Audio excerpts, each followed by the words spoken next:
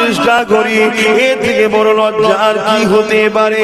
সামান্য যদি ঝড় থেকে আমরা পালাবার চেষ্টা করি, এর থেকে বড় লজ্জা কি হতে পারে? অথচ আল্লাহর ওলিদেরকে দেখো, তারা জিন্দেগিটা কাটিয়ে দিয়েছে আল্লাহর জন্য, রাসূলের জন্য কাটিয়ে দিয়েছে। ইমাম রাসূলের সাহাবাদের যদি জীবনীটা দেখো, হযরতে বেলালের কথা সবাই শুনেছো। এই যুবকেরা, তরুণেরা, বাপেরা, হযরতে খাব্বাব হুজুরের কথাও সবাই শুনেছো।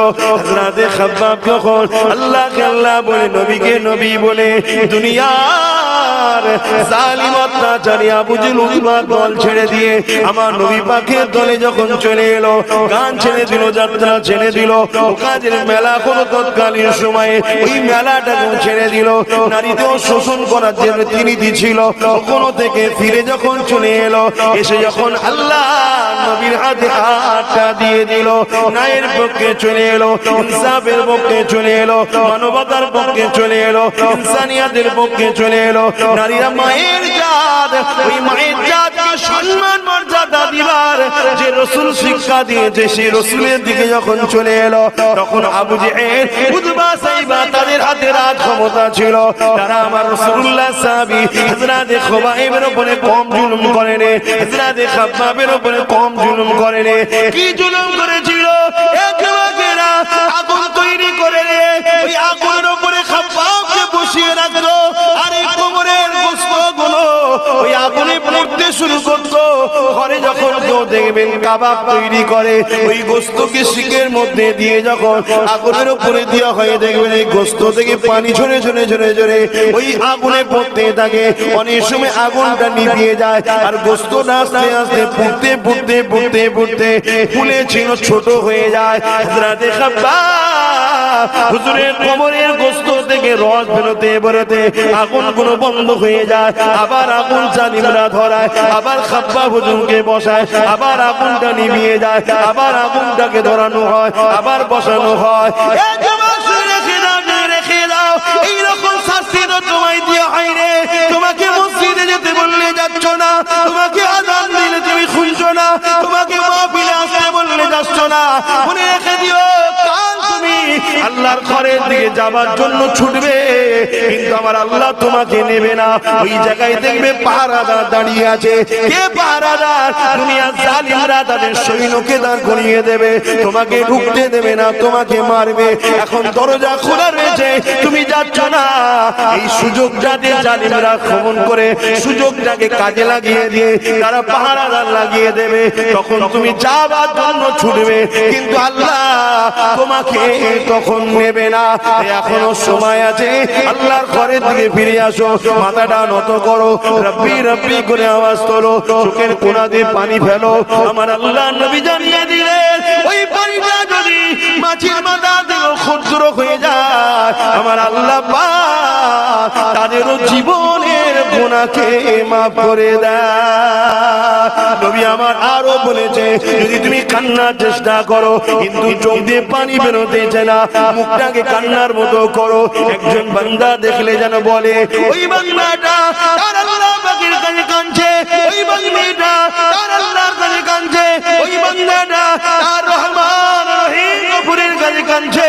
ওই আমার উম্মত উম্মতি রে, আমি রাসূলুল্লাহ জানিয়ে দিই, আমার আল্লাহ এত দয়ালু, তোমার এই কান্নাওয়ালা মুখটাকে দেখে কান্নাওয়ালাদের সঙ্গে শামিল করে দিয়ে আল্লাহ তোমারও জীবনের গুনাহ মাফ করে দেয়। আরো জোরে বলুন সুবহান। মুসলমান ঘরের ছেলে মেয়েরা, তরুণেরা, আল্লাহ পাক কোরআনের মধ্যে জানিয়ে দিলেন, ইয়া আইয়ুহাল্লাযীনা আমানুত্তাকুল্লাহা ওয়া কুনু মা'আস সাদিকিন। হে বিশ্বাসী ইমানদারেরা, আল্লাহ ইমানদারদেরকে লক্ষ্য করে বলে, তোমরা আমি আল্লাহ আমাকে ভয় করো, ওয়া কুনু মা'আস সাদিকিন, এবং সত্যবাদীদের সঙ্গে উঠা বসা করো, সত্যবাদীদের সঙ্গে দল করো, সত্যবাদীদের সঙ্গে থাকো, সত্যবাদীদের স্পর্শে বসো, সত্যবাদীদের সঙ্গে সাথ দাও। এ যুবকেরা, তরুণেরা, বাপেরা, এই সত্যবাদী কারা?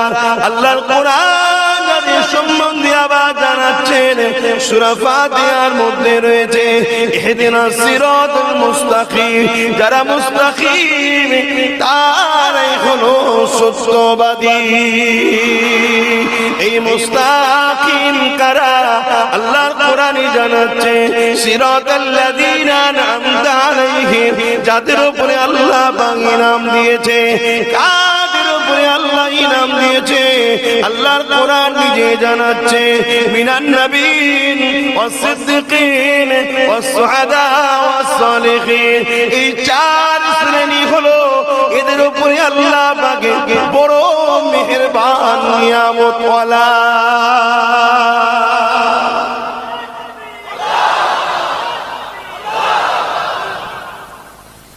এদের সোহবতে বসো, দুনিয়ায় এদেরকে ফলো করো, দুনিয়ায় ইনাদেরকে পিয়ার করো, দুনিয়ায় ইনাদের কাতারে থাকো।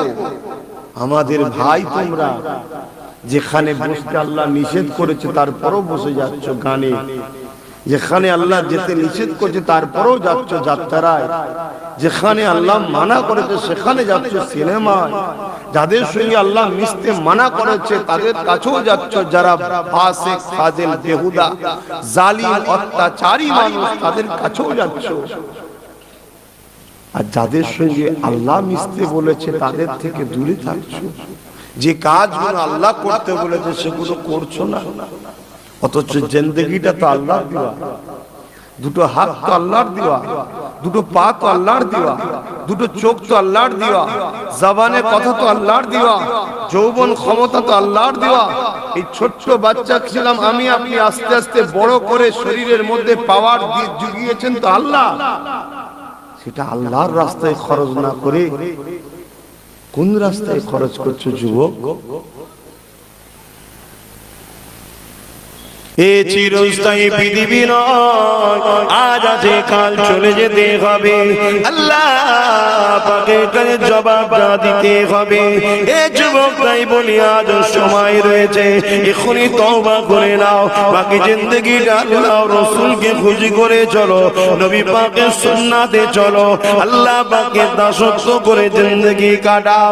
এ যুবকেরা তরুণেরা ভুল যদি হয়ে যাওয়ার পর কোনো বান্দা বান্দি তওবা করে না, আমার আল্লাহ পাক ওই বান্দা বান্দিকে যেমন মায়ের পেটে সন্তান যখন বাহির হয় বেগুনাহ থাকে, ওই রকম আল্লাহ পাক বেগুনাহ বানিয়ে দেয়।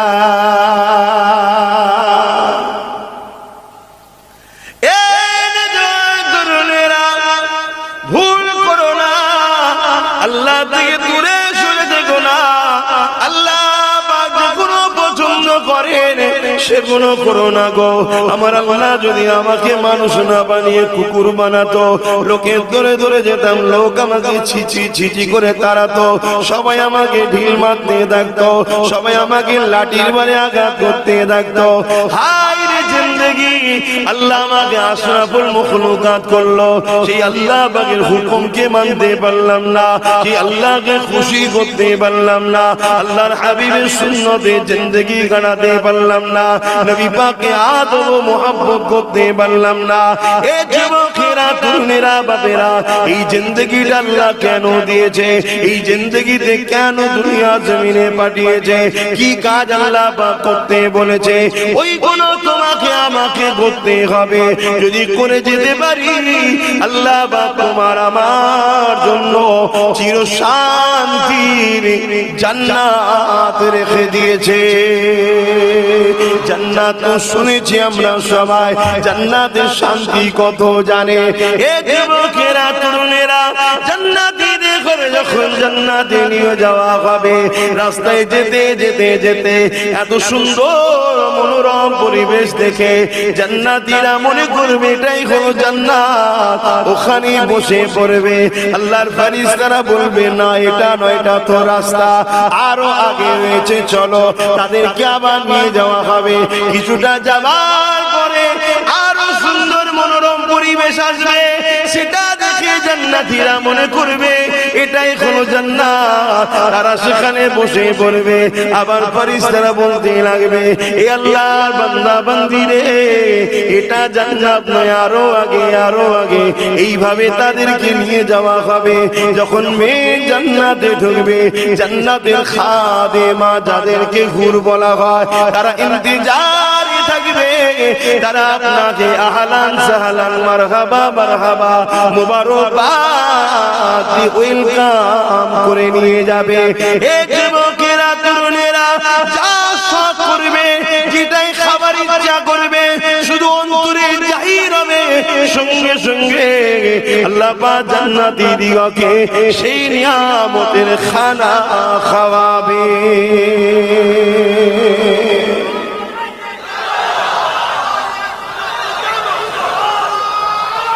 আল্লাহ, কেউ আপনাকে বলল তুমি এখানে একটা বাজার দাও বা দোকান দাও বা কারবার দাও, কিছুদিন লস করলো, একদিন তোমার লাভ হবে, এত লাভ হবে লসটাও উঠে যাবে। আমরা যেই ব্যবসা করি প্রথমে একটু লসে খদ্দের ধরার জন্য করি না কি গো? এই সুন্দর নিয়ামতের জান্নাত লিবার জন্য দুনিয়ায় লস তো নয়, তারপরও চোখের নেশা, যেটা একটু গান, একটু যাত্রা, একটু নাচ, একটু মদ, একটু জেনা, একটু ব্যভিচারী, এইসব চোখের নেশা। এতে কি শান্তি আছে বলুন? এতে শান্তি না, এতে আরো অশান্তি বেশি। আরে আসো আমার রাসূলুল্লাহর দিকে আসো। আমার নবীর কদমে যারা এসেছিল শান্তি কি জিনিস তারাই পেয়েছে। মাত্র একটা কাপড় ছিল স্বামী স্ত্রী, একটা কাপড়। আর আজকে আমাদের বাড়িতে 1 ডজন 2 ডজন করে আছে, শান্তি আছে? শান্তি না। কিন্তু সাহাবীর একটা কাপড়, রোজ ফজরের নামাজ পড়ে সালাম দেই ফিরাই, সাহাবী পালিয়ে যায়, দোয়া না করে চলে যায় ঘরে। একদিন এক সাহাবী রাসূলকে আগে থেকে বলে দিয়েছে, আপনার ওই সাহাবীটার নামাজ পড়েই সালাম ফিরিয়েই চলে যায়, দোয়া চাই না। আল্লাহর নবী পরের দিন সালাম ফিরিয়েই ঘুরে যায়, সাহাবী উঠে যাচ্ছে, সাহাবী যাচ্ছ কোথায়? চোখ দিয়ে পানি বেরোনো শুরু হয়ে গেছে। হুজুর আমাকে ইজাজত দেন, বসো। এত তারা কি হয়েছে তোমার? রোজ তুমি চলে যাও কেন? চোখ দিয়ে পানি ঝরছে। আল্লাহ নবী সাহাবী বলে, ইয়া রাসূলুল্লাহ, হাবিবাল্লাহ, আপনি যদি কিছু বলেন চুপ থাকাটা আমার জন্য ধ্বংসের কারণ হয়ে যাবে। কেন? আপনার আদেশটা মানা হলো আল্লাহর আদেশ মানা। আপনি যখন বলেছেন কি হয়েছে আমাকে তো লুকিয়ে রাখা যাবে না।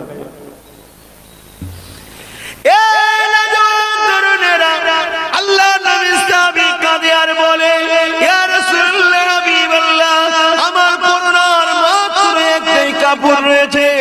এই কাপড় পরে যখন আমি নামাজ পড়তে আসি, আমার স্ত্রী নিজেকে ঘরের মধ্যে লুকিয়ে রাখে বা একটা গর্তের মধ্যে সে নিজেকে লুকিয়ে রাখে।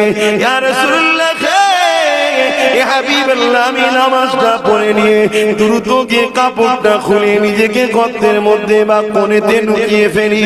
এই কাপড়টা আমার স্ত্রীকে দিয়ে দিই, ওই স্ত্রী কাপড়টা পরে নামাজটা আদায় করে। ইয়া রাসূলুল্লাহ, হাবিবাল্লাহ, ফজরের সময় তো শেষ হতে যায়, এই দোয়া করতে গেলে ওয়াক্ত চলে যাবে, নামাজটা স্ত্রীর কাজা হয়ে যাবে। তাই আমি দোয়া না চেয়ে রোজ দ্রুত চলে যায়। এই কথাটা শোনার সাথে সাথে আল্লাহ নবীর চোখ দিয়ে পানি জারি হয়ে যায়, সাহাবাদের চোখ দিয়ে পানি জারি হয়ে যায়। আল্লাহ নবী আসমানের দিকে হাত তুলে বলতে লেগেছে, হে আল্লাহ, আপনার জন্য আমি মুহাম্মাদের জন্য এরা প্রেম ভালোবাসা করতে গিয়ে আজকে এরা কোন জায়গাতে পড়ে আছে। তথাপি দুনিয়ার লোভ লালসায় হারামের একটা কাপড় নাই না, দুনিয়ার লোভ লালসায় কেউ ফিরি একটা দিলে লাই না। কেননা তাদের আকীদা ছিল একটা, আমরা নেব আল্লাহ থেকে, কারো কাছে হাত পাতবো না। আল্লাহ পাক জিহারে রেখেছে, শুকরিয়া রেখেছে। কিন্তু আমি এখন যেটা আপনাদেরকে বলতে চাই, একটা কাপড় থাকতে পারে, তাদের স্বামী স্ত্রীর মধ্যে মহব্বতটা পৃথিবীর জমিনে আজকে যত বড় বড় ভিআইপি হোক না কেন তাদের মধ্যে নাই, তাদের মধ্যে নাই। তাদের মধ্যে না পৃথিবীর নম্বর ওয়ান ধনী হতে পারে, পৃথিবীর নম্বর ওয়ান শক্তিশালী দেশের রাজা হতে পারে, পৃথিবীর নম্বর ওয়ান শিক্ষিত হতে পারে, কিন্তু সাহাবীর সংসারে যে শান্তি ছিল, স্বামী স্ত্রীর মধ্যে যে ভালোবাসা ছিল, ওই ভালোবাসাটা পৃথিবীর জমিনে না। এ যুবকেরা, তরুণেরা, আল্লাহ নবীর সাহাবীটা, ওই মহিলা সাহাবিয়াটা ওই পুরুষ সাহাবীকে বলবো, আমার প্রাণের স্বামী, আপনি চিন্তা করবেন না, আমি আপনার উপরে বড়ই রাজি খুশি আছি। আর আমার আল্লাহ রাসূল জানিয়ে দিয়েছে, আমার আল্লাহ পাক বলে দিয়েছে, পৃথিবীর মধ্যে আল্লাহর কাছে শ্রেষ্ঠ পুরুষ হলো সে, যে কিনা তার স্ত্রী তার স্বামীকে বলে, আপনার উপরে আমি রাজি হয়ে আছি। বলে আজকে আমাদের জামার অভাব আছে, থাকার অভাব আছে, না খাওয়ার অভাব আছে, শান্তি আছে? কেন নেই? আমাদের মধ্যে ইসলাম নেই, ইসলাম চলে গেছে। আপনি খেয়াল করে দেখুন, দৈনিক মিলিয়ে দেখবেন আমাদের মধ্যে ইসলাম আছে কি? আমাদের কারবারে ইসলাম নেই, আমাদের ব্যবসায় ইসলাম নেই, আমাদের চালচলন ইসলাম নেই, আমাদের সংসার ইসলাম নেই, আমাদের আত্মীয়তা ইসলাম নেই, আমাদের প্রতিবেশী হিন্দু ভাইরা রয়েছে, তাদের সঙ্গে যে ইসলাম ব্যবহার করতে বলেছে, ভালো সহজ ব্যবহার করা, ঘৃণা না করা, সহযোগী, সেটাও তো আমরা করি না। তো ইসলাম নাই, আমাদের রাজনীতিও ইসলাম নাই। আছে আমাদের মুসলমান ছেলে যে কোনো রাজনীতির লিডার হয়েছে, সব বড় বড় চোর বদমাইশ তৈরি হয়েছে। কেন? এটা রাজনীতি বলেছে? ইসলাম কি বলেছে? তুমি মানুষের সেবা করো। কোন ধর্মের লোক কি করছে আমি বলবো না, ধর্মসভায় এসেছি তাই বলছি। তাহলে আমাদের রাজনীতিও ইসলাম নেই, এই জন্য আমাদের কোন জায়গাতে শান্তি নেই। আসো, মিটে যাওয়ার আগে পরিবর্তন হও। ইসলাম মিটবে না, আমরা মিটবে না। নতুন একটা জাতকে আল্লাহ ইসলামের দায়িত্ব দেবেন। আল্লাহ নবী জানিয়ে দিলেন, ওরে আমার উম্মত উম্মতি রে, তোরা দুনিয়ার জমিনে যদি শয়তানের খেয়াল পড়ে, ধোঁকায় পড়ে, যদি অন্যায় করে ফেলি, ভুল করে ফেলি, এমন করে খারাপ রাস্তায় যদি চলে যাও, তাহলে তোরা আমার আল্লাহ পাকের কাছে এসে তওবাটা করে নে। কি বলছেন নবী? তওবা করতে বলেছে। তওবা কি? শুধু মুখে উচ্চারণ করার নাম তওবা না। যদি উচ্চারণ তওবা নাও করতে পারে, দিল থেকে যদি বলে, আল্লাহ আমি গান শুনে ফেলেছি, ভুল করেছি, তুমি মাফ করো, এটা হলো শুনছেন? দিল থেকে যদি বলে, আল্লাহ আমি মদ খেয়ে ফেলেছি, তুমি মদ হারাম। আচ্ছা, ইসলাম মদকে হারাম করেছে কেন? উপকার যদি থাকতো ইসলাম হারাম করতো না। মদে ক্ষতি না উপকার? ক্ষতি। মদ লিভারকে নষ্ট করে। সমাজে যদি 100টা খুন হয়, তার জন্য 80টা মদের কারণ। সমাজে যদি 100টা মেয়ে সংসার নষ্ট হয়ে যায়, 80টা মদের কারণ। সমাজে যদি 100টা ক্রাইম হয়, 80টা মদের কারণ। সমাজে যদি 100টা অ্যাক্সিডেন্ট হয়, 80টা মদের কারণ। এই মদ এই জন্য ইসলাম বন্ধ করেছে, কারণ এর মধ্যে ক্ষতি আছে, লাভ নাই। শুনছেন? কিন্তু আজ দেখছি সমাজে কিছু মানুষ মদকে প্রতিষ্ঠিত করতে চাইছে, আর তাদেরকে আবার আমাদের ঘরের ছেলেরা সাপোর্ট করছে। হচ্ছে বলছে আমরা নবীর উম্মত, জান্নাত যাব। এটা হাস্যকর নয়? কপাল ফেটে যাবে যুবক, তওবা করো, তওবা পরিবর্তন হও। যদি জানতাম উজুর পানি নেই, তেমন করেছো, নাচারে আলাদা কথা, যে কি করব ভাইজান, ইও তো মদের পক্ষে, ও মদের পক্ষে, ও মদের পক্ষে, তো কি করব? ঠিক আছে, কিন্তু আজ তো আল্লাহ কারে মদ ছাড়াও তো এসেছে, তুমি এদিক ওদিক করছো কেন? পরিবর্তন হও। মদ ইসলামে হারাম। কেন? যেটা ইসলামে হারাম করেছে আমাদের জন্য ক্ষতি আছে, তাই হারাম করেছে। যদি ক্ষতি না থাকতো তাহলে হারাম করতো না।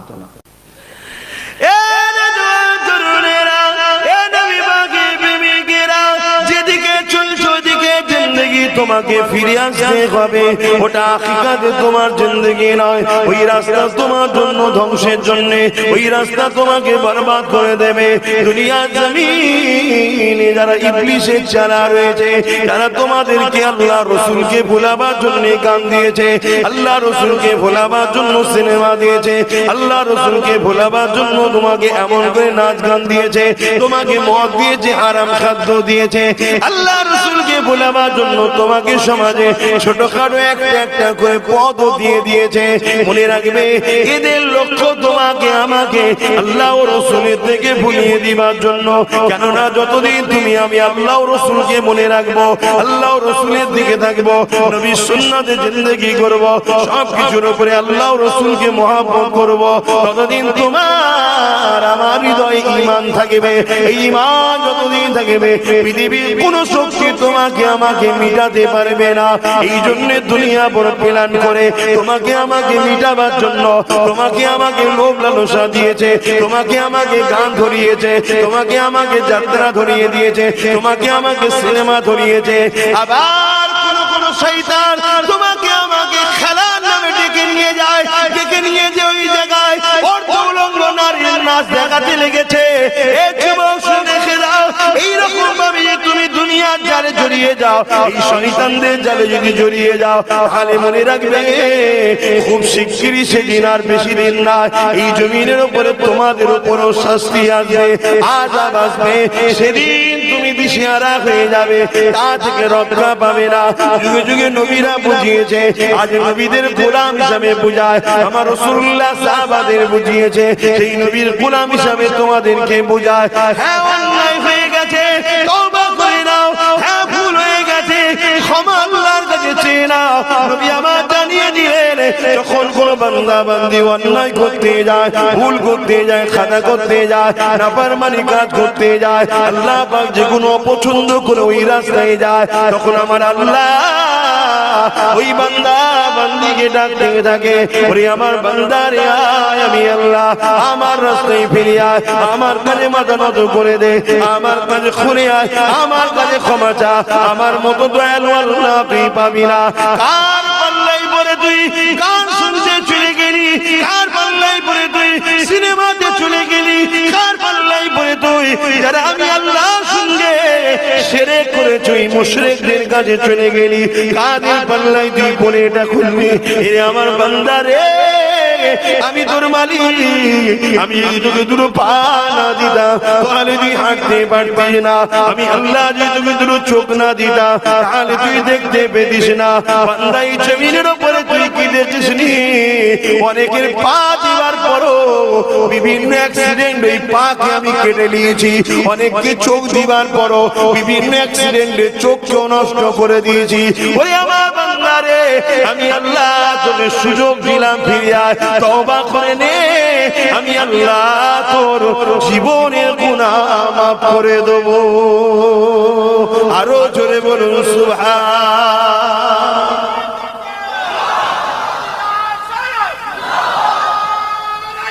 আল্লাহ।